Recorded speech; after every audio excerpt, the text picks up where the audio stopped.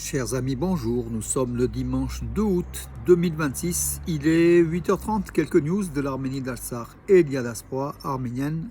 Chers amis, ce matin, France 2, à 9h30, l'émission Foi et tradition des chrétiens orientaux avec un spécial, un reportage sur les Arméniens de Jérusalem, les Arméniens au Saint-Sépulcre. Voilà, donc un documentaire très très intéressant à voir.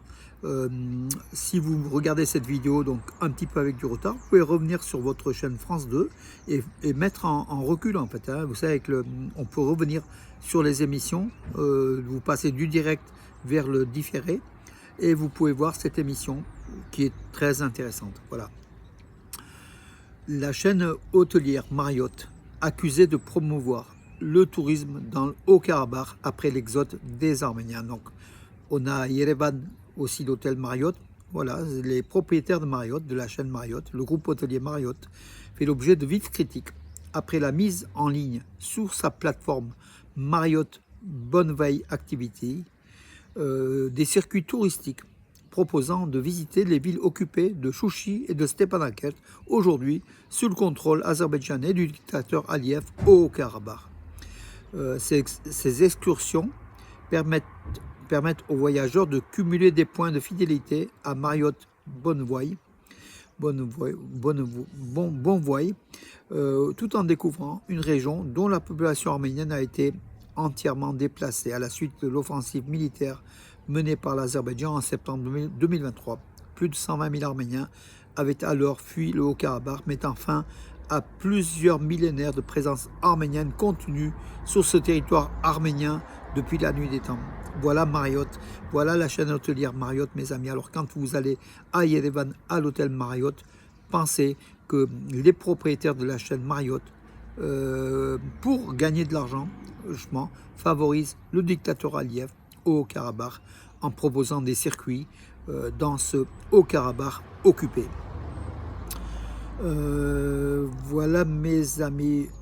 Pachinian qui fait des déclarations incroyables. Il affirme « Je ne consomme plus depuis longtemps le poisson d'élevage ».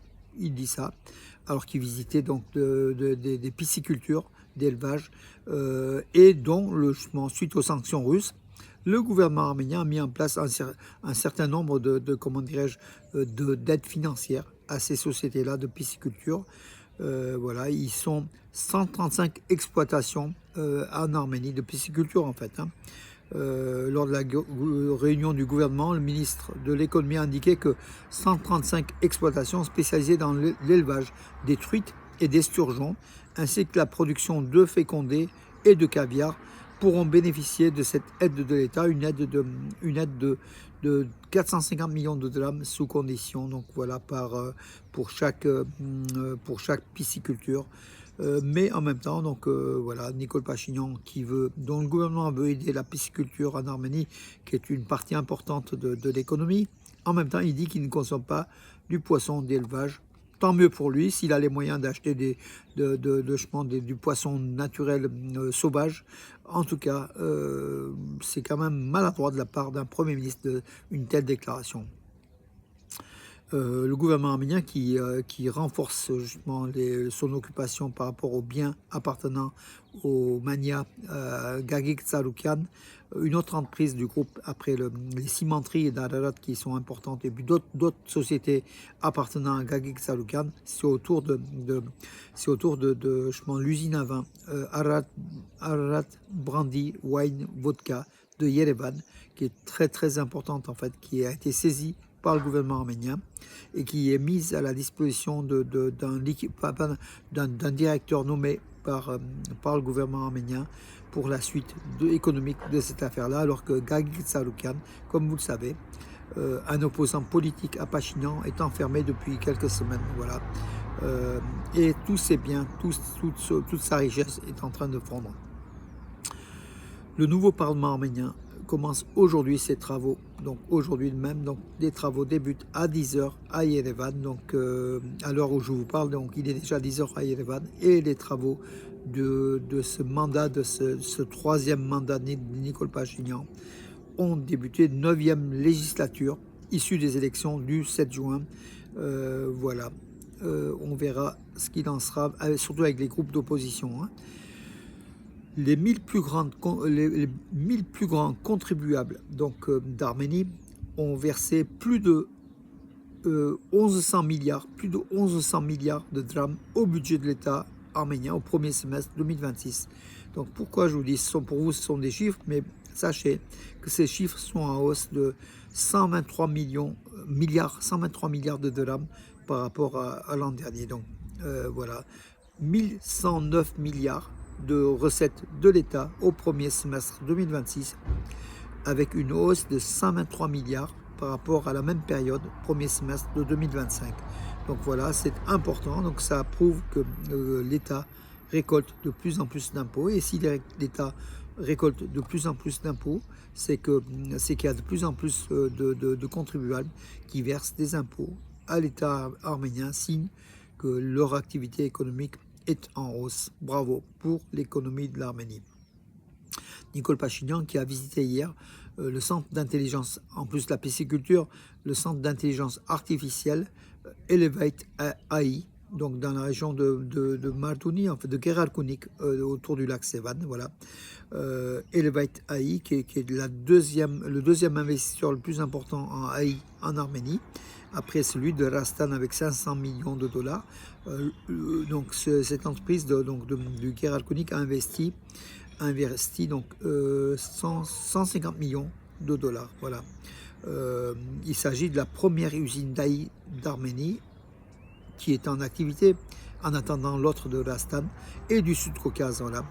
La première usine a utilisé des technologies de NVIDIA, de Blackwell B300, donc suite aux accords entre l'Arménie et les États-Unis qui permettent à l'Arménie d'utiliser des microprocesseurs hyper puissants justement dans ces entreprises, dans ces usines. Voilà. 150 millions de dollars d'investissement, ça sera 500 millions à Rastan, mais là l'activité de l'usine a débuté, voilà, justement, et c'est important pour l'économie de l'Arménie, ce centre d'IA, d'intelligence artificielle. Donc ce matin, le parti qui est au Parlement, le parti Arménie Forte, qui est le deuxième parti en Arménie après contrat civil au Parlement arménien. Arménie Forte a publié la composition de son groupe parlementaire de 29 députés à l'Assemblée nationale d'Arménie avec 20 hommes et 9 femmes. Donc mené, bien sûr, c'est le groupe de Samuel Garabedian, mais qui a laissé à son neveu le soin de prendre le leadership de cette organisation, de cette Arménie Forte, de ce groupe politique. Donc c'est Narek Garabedian qui est le chef de file de Arménie Forte. On verra aujourd'hui la séance du Parlement, la première séance du Parlement qui risque d'être houleuse avec l'opposition. Hein. Dans la région de Tavouche, au nord-est de l'Arménie, se déplacer d'une communauté, d'une ville ou d'un village à un autre et rejoindre le chef-lieu d'Ijevan, qui est jumelé avec Valence. Et là, je salue mon ami Rostov Iliozer, le président d'Ijevan, l'association de lien entre Ijevan et Valence. Donc pour la population de la région de Tavouche, rejoindre Ijevan, le chef-lieu, représente un défi majeur en l'absence de réseau public de transport. Donc voilà, il n'y a pas de transport, cela fait 30 ans que la région de Tavouche a été créée, mais le chef-lieu d'Ijevan n'est toujours pas desservi par le transport en commun depuis les principales localités de la région d'Ilijad, Noyemperian et Bert. C'est ce qu'a indiqué donc un journaliste de Tavouche, Voskan Sarkisian, qui abordait le problème du manque de transport public intercommunautaire dans la région de Tavouche. Voilà, à noter, mes amis, bien sûr, Dilijad, Ijevan se développe très rapidement, une très belle économie dans cette région boisée qui ressemble à la Suisse, mais au niveau des transports en commun, intervilles ou intervillages, qui doivent desservir donc le centre, donc Ijevan, ces transports n'existent pas depuis 30 ans déjà. Les ventes de brandy arménien, donc le cognac arménien et le vin arménien en Russie ont chuté de 11 à 12% en un an selon Commerçante, le journal russe, bien sûr, suite aux restrictions qui frappent les produits d'Arménie par la Russie à la demande de Poutine. Aeroflot, la compagnie nationale russe qui inaugure une nouvelle liaison entre Krasnodar, la ville à forte population arménienne du sud de la Russie, et Gumri, la deuxième ville d'Arménie. Donc il y aura donc des vols réguliers, donc les mercredis et les vendredis, 2 vols réguliers à compter du 28 août sur les avions de la compagnie Aeroflot. Il y a d'autres compagnies qui desservent aussi Gümli, hein, tout simplement.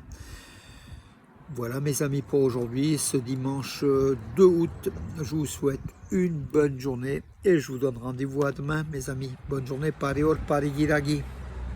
Et puis suivez donc l'émission à 9h30 ce matin sur France 2, Foi et tradition des chrétiens orientaux, sur les Arméniens de Jérusalem, les Arméniens au Saint-Sépulcre, les Arméniens qui sont parmi les 4 églises, dont l'église apostolique arménienne, et parmi les 4 églises qui bénéficient le droit qui a la propriété du Saint-Sépulcre, en fait, hein, le droit de contrôler et d'utiliser donc les lieux avec d'autres églises, mais on n'est que 4. Et voilà donc le rôle et l'importance des Arméniens à Jérusalem, mes amis, et c'est historique.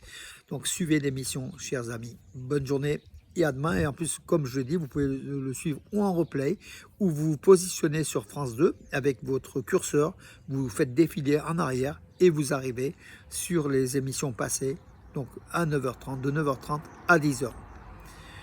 Bonne journée, bon dimanche, parigiragi.